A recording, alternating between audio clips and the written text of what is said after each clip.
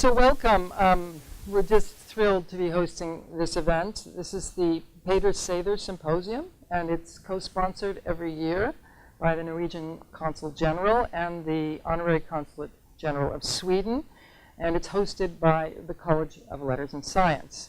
The symposium was created to foster interdisciplinary discussion among scholars and policymakers on global and national issues of mutual concern, and to promote understanding of political, economic, and cultural issues that we're facing as a world. And I was just mentioning to some of our distinguished guests that we conceived the theme of freedom of speech and freedom of expression well before we found ourselves in this circumstance. But we're delighted to be able to have, I know, the kind of quality and depth of reflection that we're going to get that will, I think, only help to deepen the conversation that our Chancellor has been trying to generate and has been generating on the campus. Before I introduce her, I would just like to present, on behalf of the Peder Sather Center, to Chancellor Christ and to our two speakers, a biography of Peder Sather that was produced by, written several years ago by a very noted Norwegian scholar and author and poet. And we're very grateful to have that contribution to our local culture, because Peder Sather was as much a San Franciscan and a Californian as he was a Norwegian. I'm not going to speak any longer because it is my great pleasure to hand the microphone over to the 11th Chancellor of the University of California at Berkeley, Carol T. Christ.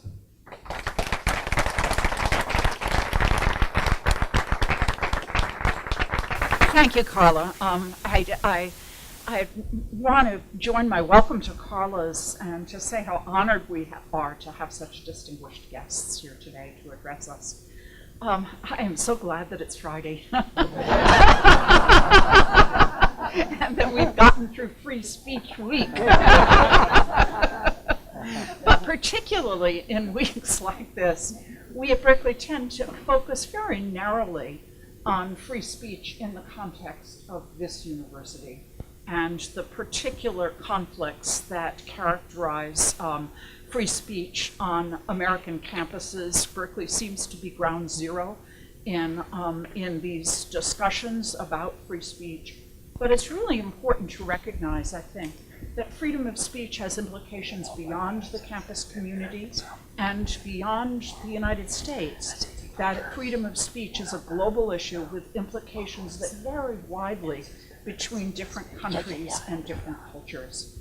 Article 19 of the Universal Declaration of Human Rights states, everyone has the right to freedom of opinion and expression. This right includes freedom to hold opinions without interference and to seek, receive, and impart information and ideas through any media and regardless of frontiers. That's something in which I deeply believe, but one of the things that I've learned over the past several weeks in which I've been thinking very deeply about free speech and having many conversations with students, with faculty, with members of our community, is how controversial free speech has become to a younger generation. A generation that has grown up with a lot of instruction in anti-bullying, in instruction in anti-harassment, and it's difficult for them often to understand why things that they would be held accountable for saying in the classroom or the dormitory, people are free to say in a public plaza or in a public lecture hall. So we need to, I believe, as a community, engage deeply in discussions about free speech, and a comparative and international perspective seems to me critical in having that conversation. So I welcome this. It was indeed prescient to have this topic, and I really look forward to the program. Welcome to Berkeley.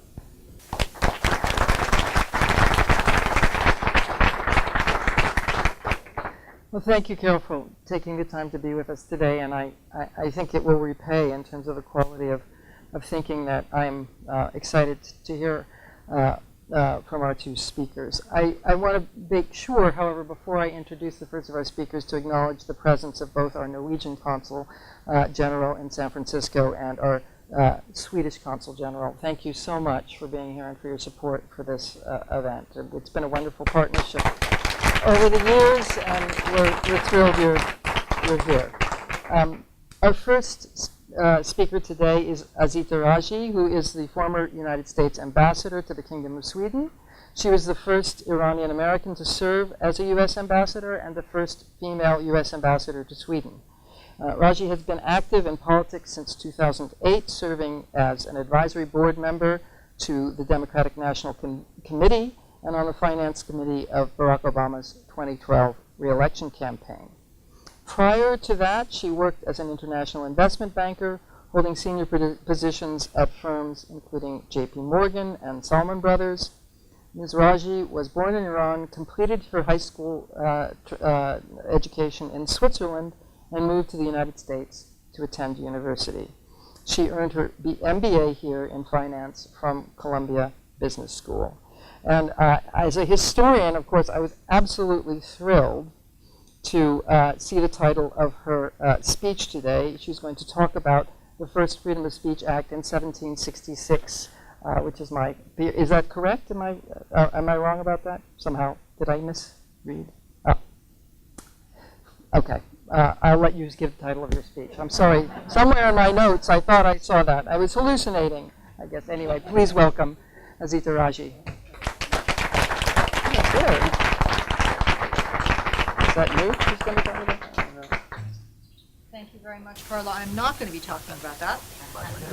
I am going to be talking about the decline of freedom of speech in liberal democracies. It's a pleasure to be here with you today. Is the microphone on? Yes. Pick it up. Is that better? Can you hear me in the back? Yeah? It's a pleasure to be here with you today. We're here to talk about freedom of speech and the pressure it faces today in the world's liberal democracies. I can think of no more fitting place than Berkeley to discuss the importance of free speech. It was here, after all, that the free speech movement played out against the backdrop of Sathergate and Sather Tower, beautiful landmarks donated by the widow of Peder Sather to honor his memory. Many thanks to the University of California at Berkeley, Honorary Consul General of Sweden, and the Norwegian Consul General for inviting me to speak. When I was barely a teen, a girl into my teens, my mother and father decided to send me away to school. Like the parents of many teenagers, they were worried about me. But they weren't particularly worried about what I might be doing, drinking, staying out late, hanging out with a bad crowd. You see, we lived in Iran, and they worried about what I might be reading. Or to be more specific, they were worried what the Iranian government might think about what I was reading. Books were heavily censored in Iran, and jails were full of writers, poets, and academics who dared to express themselves in print. Anyone who dared read their works risked severe punishment as well. But I had a hungry mind and a restless soul, which led me to devour books I was not meant to possess, and think thoughts I was not meant to think. So, concerned for my safety, my parents sent me to the West, where freedom of the press and freedom of expression were cardinal values. First, I went to Switzerland, where I gorged myself on literature and junk novels alike. From there, I made my way to the United States for college and discovered firsthand the astonishing vitality of a society in boundless conversation with itself. Every opinion was represented, and even a small-town library had a wider spectrum of opinion than the finest bookstore in Tehran. To this day, I revel in the freedom to read what I please, where and when I please. I embraced the opportunities the United States afforded me working in banking and then in politics, And starting in 2016, I had the distinct honor of representing the United States as our ambassador to Sweden. The United States and Sweden have a long and fruitful history, and I was proud to help further strengthen our economic ties and enhance our vital defense and security cooperation. I also grew to deeply respect Sweden's protection of free expression and freedom of the press. Sweden was the first country in the world to pass a constitutional law guaranteeing freedom of the press and was celebrating the 250th anniversary of this milestone when I assumed my post in Stockholm. When my term as ambassador ended, I returned to the United States to find freedom of the press and freedom of expression under threat at home. According to Freedom House's annual survey of press freedom, the United States is less free today than it was just 2 years ago. It would be convenient to blame this on the last presidential election, during which the press was vilified, individual reporters were belittled, and fake news became the watchword for those who didn't like the coverage they were receiving. After all, millions of people voted for the candidate who has called the media the enemies of the people. And if we're being honest with ourselves, we must admit that there are threats to free speech coming from the left as well as the right. This deterioration in the protection of free expression isn't limited to the United States, where, according to Freedom House again, press freedom has declined to its worst point in 13 years. So if we can't blame the election for the decline of press freedom, what's really going on here? Are there insufficient legal protections for free expression in the United States and among liberal democracies? I don't think it's only a matter of laws. At this point, nearly every developed nation has followed Sweden's example and has some protection for freedom of speech on the books. But laws are not enough. For free speech to truly thrive and play the critical role it must in society, the right of free expression must be embraced by the people and protected by the government. Let's use Iran as an example. The Iranian constitution guarantees freedom of the press so long as the media's work does not, quote, contravene the precepts of Islam or harm public rights, unquote. But the Iranian government gets to decide what contravenes the precepts of Islam and public rights. And Iran still censors newspapers, bans satellite dishes, and jails online activists. As I mentioned before, Sweden was the first country to enshrine freedom of speech, freedom of the press in its constitution. But today, even Sweden has more stringent controls on public expression, laws against so-called hate speech, than would be allowed under our First Amendment. Here in the United States, the founders enshrined freedom of speech and press in the First Amendment, partly intending to provide a check on the government by ensuring that the populace was well informed about what their government was doing. But less than a decade after the First Amendment was ratified, President John Adams signed the Alien and Sedition Acts, which in part criminalized speech that was critical of the government. It's taken 200 years of struggle and debate to reach the consensus that speech should have as few limits as possible. But now, freedom of speech is under threat again in the United States and in other liberal democracies. I think there are three major reasons why. External influence, increasingly exclusive bubbles of groupthink, and a growing intolerance of dissenting voices in public life. Let's start with the external threat. It comes from foreign adversaries who seek to sow doubt about modern liberal ideas and have a vested interest in undermining undemocratic processes and institutions, including the press. These forces don't limit their attention just to the United States. They are equally, if not more so, focused on their near neighbors. For example, over the last few years, Sweden and its neighbors have weathered propaganda campaigns that seek to reduce public support for cooperation with NATO, sow doubts about the European Union's efficacy, and diminish public trust in government. These campaigns make use of state-sponsored propaganda camouflaged as legitimate news outlets. The resulting stories are then spread far and wide on sympathetic or indiscriminate websites and shared on social media until the source of the misinformation is laundered away and it becomes just another Facebook share or Twitter retweet. A single concocted story can launch 1,000 conspiracy theories. Every time a reader in the United States or in Sweden or elsewhere in the West reads and believes this misinformation, it further reduces faith in the press and manipulates public opinion. So what's the answer?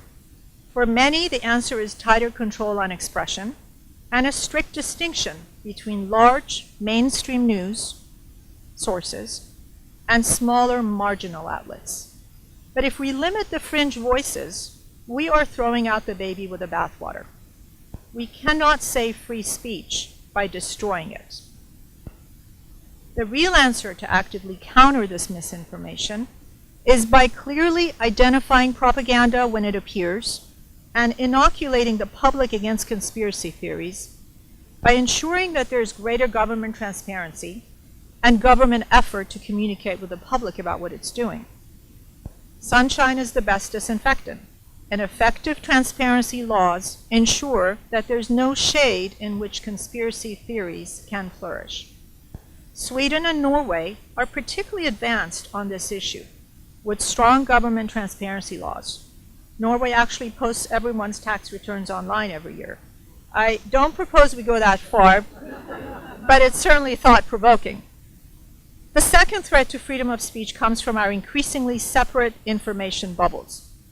For decades now, we Americans have been fleeing the mainstream media and seeking our own echo chambers that reinforce our worldview. 30 years ago, the echo chamber was radio, talk radio. Then it was cable television, and now it's social media. And the more people find refuge in a bubble that flatters their biases, the less they value objective truth, and the less informed they are about different perspectives. In a world where everyone has a favorite news source that tells them that they are the exclusive source of the truth and that the other side is evil, who will stand up for objective news media?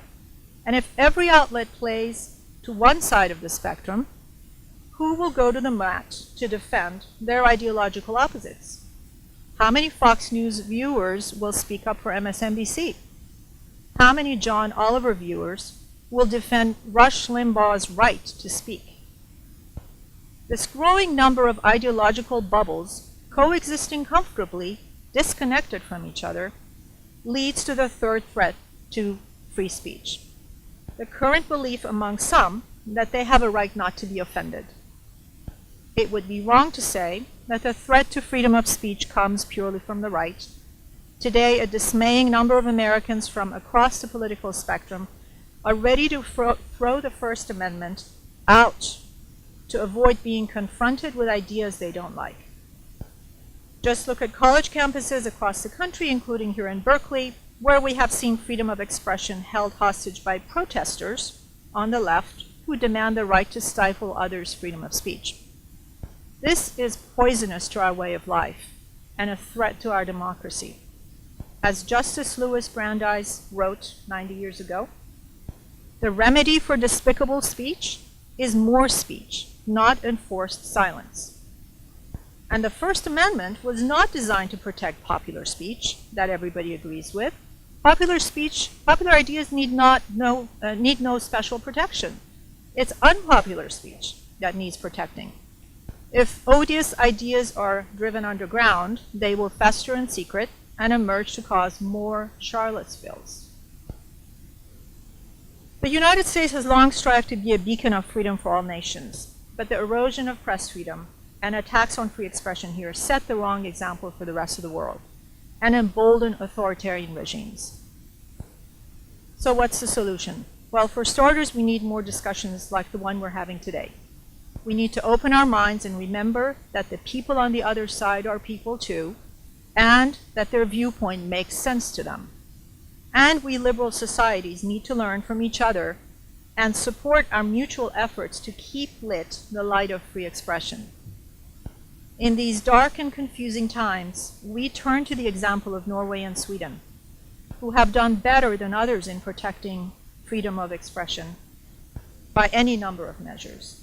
To my friends from Sweden and Norway who are here with us today, we look to you to continue to inspire us and the rest of the world with your example. Because for every person who is here today, there is a young girl somewhere in the world living under an authoritarian regime who looks to our countries as beacons of freedom, who dreams of a society where she can satisfy her own hungry mind and restless soul. So let's work together to ensure that we are worthy of her dream. Thank you.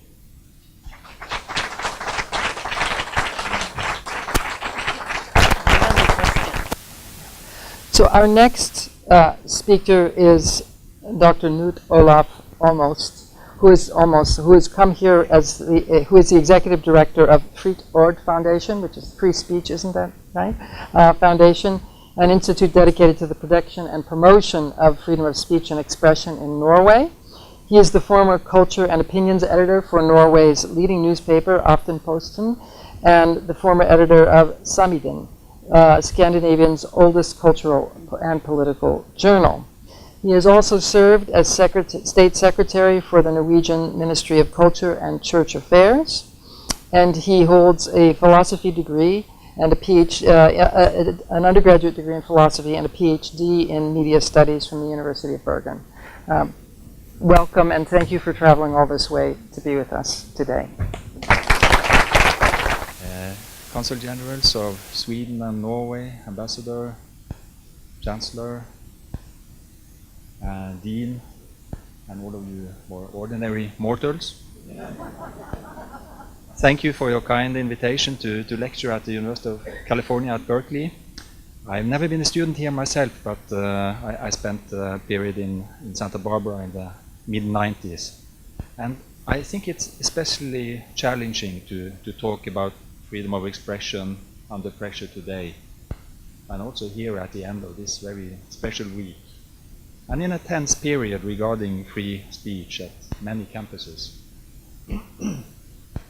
What has happened, and I think will continue to take place, illustrates very well some of the gravest dangers to free speech today. Let me tell you a story. On exactly this day, 2 years ago, 29th of September 2015, I gave a lecture at Wellesley College outside Boston. And that single day and evening symbolized to me three of the most troubled aspects of free speech then and today. Firstly, I came there to Wellesley for a small conference discussing the 10 years since the start of the so-called cartoon controversy, the publishing in Denmark and then globally of a dozen of newspaper drawings on or relating to Islam. It soon became a major international ideological crisis, fired by religious and political forces in Europe and in the Middle East, not least. I'll tell you why it became so important in good and bad ways.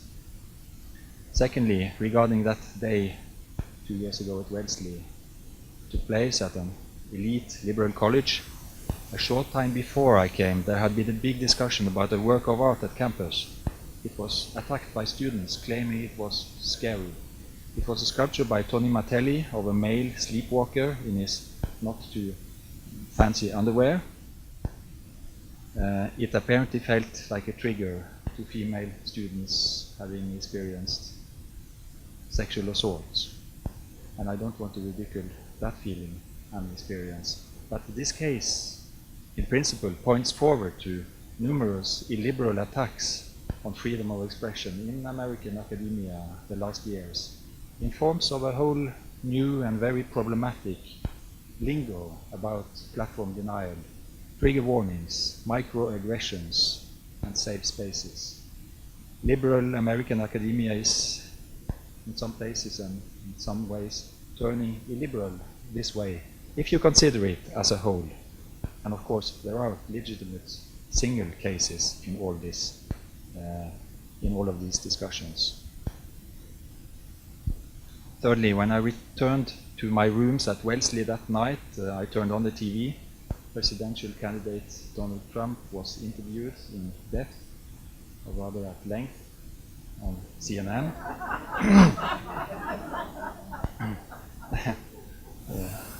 There were no arguments, no substance to be heard. But I thought to myself, well, it's early in the race. This political program must come later on, soon, I thought. 2 years later, 2 years after this interview, we witness vicious populist attacks on our most important institutions, science and research, politics, law and journalism. And the popular opinion is also starting to mirror this phenomenon when it comes to science. 2 weeks ago, a survey in Norway showed that almost half of grown-up citizens do not trust scientific research anymore. And a substantial part claims that we do not know what really happened on 9/11. And when it comes to journalism, we also see consequences in public opinion. The latest digital news report from Reuters Institute for the Study of Journalism in Oxford found high levels of skepticism about news and comment, with 33% of 70,000 readers and viewers in 36 countries. 33% of them saying they don't rely on news to be true. The consolation, perhaps, is that they trust social media even less than mainstream media. There is something common in all of this. It's the repeated, systematic, and destructive anti-institutional and anti-elite campaigns, with a disregard of facts and a disregard of the standards of rational discussion. In the worst case, I think, conspiracy theories will flourish and gain new ground, and we witness this, as Azita also mentioned. In the best case, there is a revitalizing of important and serious journalism and political activism. Unfortunately, we witness this too. Social media play a key role in these processes. President Trump communicates through Twitter, Breitbart on Facebook, and the waves of digital lobbyism also aim to influence political decisions in other countries, as we have seen with Russian interference in different ways in last year's presidential campaigns, also on Facebook and Twitter. I have always, not always, but I have for 15 years thought that social media indeed have both a strongly negative and a very positive influence on free speech. It's so much easier to influence directly without being filtered through editors. Fake news are spread effectively, so are hate speech and conspiracy theories. These are some of the worrying sides of social media's functions. But at the same time, Facebook, Twitter and others have created vast new public spaces for billions of people, pretty egalitarian and open, but directed of course by subtle algorithms. And the accumulated power of and knowledge of these tech giants is very scary. They know more about each one of us than we like to think of. And while mainstream media have many places succeeded in working with or combating hate speech, digital social media have not. There is so much hate against women, ethnic and religious minorities, people with disabilities, sexual minorities. And I think one particular challenge is all the threats against vulnerable, free voices and independent thinkers and intellectuals. Many of them, also in Scandinavia, young Muslims and Jews. And they have withdrawn from the public sphere for the same reason, hate and severe threats. But hate speech flourishes also, for example, against leading Labour Party politicians in Norway. And I'll tell you what happened during the 2011 terrorism in Norway, where the Labour Party and its youth were attacked. But the hate has not disappeared these last 6 years. It has continued, and perhaps even stronger this political party is seen as the most important traitors in a version of the Eurabia conspiracy. As you know, that there is a Muslim power coup going on in Europe supported by elite media and politicians. And it's worth considering that this hate is expressed not anonymously, but from existing persons showing their full names and photos and portraits in Facebook every hour of the day. So the hate is not internally connected to anonymity. Remarkable fact when it comes to Norway is that in spite of all this, there are no very strong tendencies towards making new laws against hate speech in Norway. We don't believe in that, or very few believe in it, and they don't have a very strong support. What worries me more now is to observe activists and staff at some of the freest, most privileged and most liberal institutions in the Western world showing sometimes and too often a surprisingly weak and not very constructive defense of free speech. I'm thinking of European and American universities and colleges, and I already mentioned some of the symptoms: platform denial, safe spaces, trigger warnings, talking about microaggressions. In several other ways too, campuses have become a battleground where provocateurs succeed in provoking, even militant violence, which in its turn makes a massive police presence necessary. The far left versus the far right. And I think these dramatic and escalating scenes are certainly not freedom of speech at its very best. It's not easy to think of solutions in this situation. I guess not here in Berkeley either, historically the very stronghold of the free speech movement in this country. Chancellor Fritt wrote in an email to the university community on August 23rd a few paragraphs that illustrate my point also very eloquently. She wrote, if I'm allowed to quote you, yes, defending the right of free speech for those whose ideas we find offensive is not easy. It often conflicts with the values we hold as a community: tolerance, inclusion, reason, and diversity. Some constitutionally protected speech attacks the very identity of particular groups of individuals in ways that are deeply hurtful. However, the right response is not the heckler's veto, or what some call platform denial. Call toxic speech out for what it is. Don't shout it down, for in shouting it down, you collude in the narrative that universities are not open to all speech. Respond to hate speech with more speech. End of quote. This is admirable and brilliant thinking. Of course, it's more complicated out in the streets and squares, when the threats appear and when potentially violent counter-demonstrations are planned, and protecting free speech suddenly costs hundreds of thousands of dollars. But this is sadly one of the costs of freedom. It is sometimes very expensive to protect it, but the consequences of compromising it and negotiating with its enemies are far more expensive for freedom and rationality itself. Public platforms are arenas that have to be as open as possible within the very wide limits of the law, even when we despise the speech to come. The best alternative is to argue against. Peaceful demonstrations are also okay, but to try to block or stop with intimidation, force or violence is almost never all right, regardless of what ideological color the controversial figures belong to. Extremism is not the way to meet extremists. The alternative is to deconstruct and counter the hateful speech, and to set up peaceful protests and create alternative mobilizing events.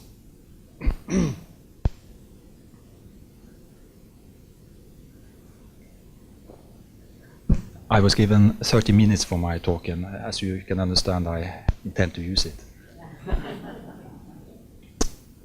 of course, it's a privilege of institutions and organizations to decide exactly who they want to host. In some cases, it might be necessary to say no or to cancel.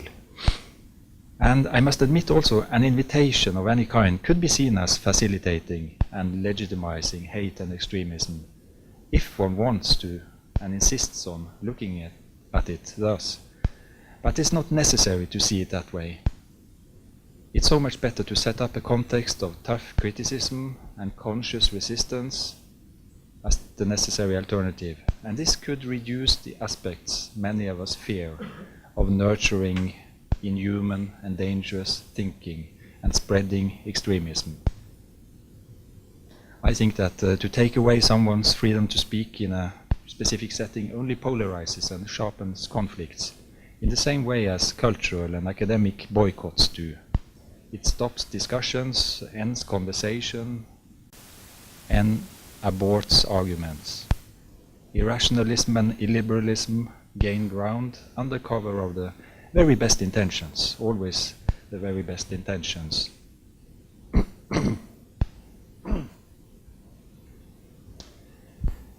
The cartoon controversy I mentioned is a spectacular example of how verbal confrontations function. Perhaps it's the single most influential and important free speech debate during the last 2 decades, at least in Europe and the Middle East. It shows us how threats and intimidations from political and religious extremism influence us and what they lead to. The controversy has succeeded in creating deep, widespread fear. There have been thousands of cancellations, modifications, and changes in countless exhibitions and publications, and in newspapers and magazines, editorial decisions. A Norwegian survey in 2014 showed that almost 50% of working artists in Norway say they adjust their artwork in order not to offend religious sensibilities. Half of the artists. So the cartoon controversy is not over. It has been alive for 12 years, still going on. And many attempts of related Islamist terrorism have been discovered in Norway, many other countries. Norway's response has been and is a very open, often very harsh public debate, combined of course with increased intelligence and tight surveillance of dangerous environments. But the main result, I think, is the deeper trust in freedom of expression, a very lively and honest public debate, media with more daring attitudes, trying to expose anything. And that's potentially dangerous. It demands resistance and constant arguing, sort of Sisyphus task. But so far, the terrorists haven't won, neither the Islamists nor the right-wing extremists. Freedom of expression, rationality and rule of law have survived so far, but it's all under severe pressure.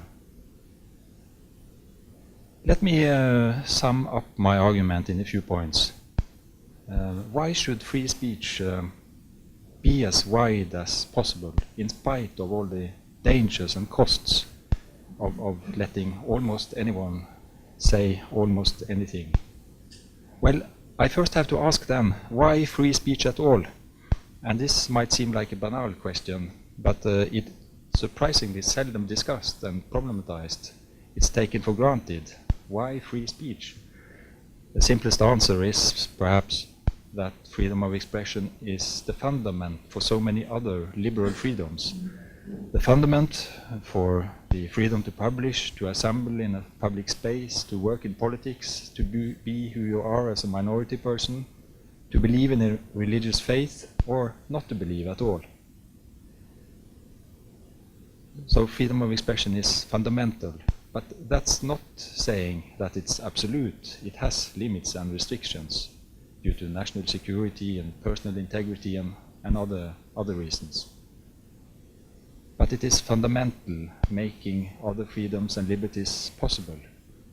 In this way, sort of constituting a rational, critical and self-critical society, making individuals and collectives, processes and results a little bit better.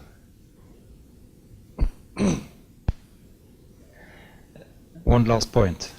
These fundamental functions of free speech makes it especially harmful, I think, to equate words with actions and to claim that a specific language should be prohibited or banned. In Norway, we have a ban of extreme forms of hate speech based on gender, sexual orientation, disability, religion and ethnicity, and of course incitement to violence and criminal actions. But there are strong forces who would like to criminalize far bigger parts of language. They want to move the border between words and actions and are equating them to a high degree. The effect of that, I think, will be that controversial utterances just move to echo chambers, as Azita Raji also hinted to. I think that to criminalize speech is the closest we can get to controlling minds and thinking. To criminalize speech is the closest we can get to controlling minds and thinking. Authoritarian and totalitarian regimes try that all the time and often succeed. Allow me to quote Flemming Rose, whom I mentioned earlier, the Danish newspaper editor who published the Muhammad cartoons in Jyllandsposten in 2005. He says, "Between words and action, there is always a human being with a conscious mind and an ability to judge what is right and what is wrong to do. It can never be words in themselves that, just like pushing a button, makes a person act or react." End of quote. In other words, words have consequences only if we decide that they should. And where words stop or are stopped, violence is more likely to start.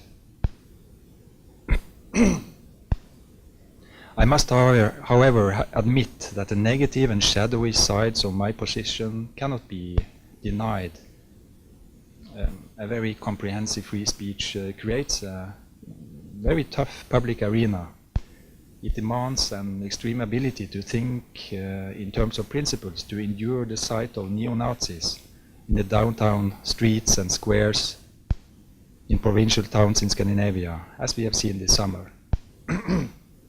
And you have experienced similar things in American cities during the last months. Both white supremacists and the more or less militant opponents. This is a very demanding situation. It requires all one can mobilize in terms of arguments and forceful resistance, peaceful resistance. Otherwise, extremism can really be nurtured.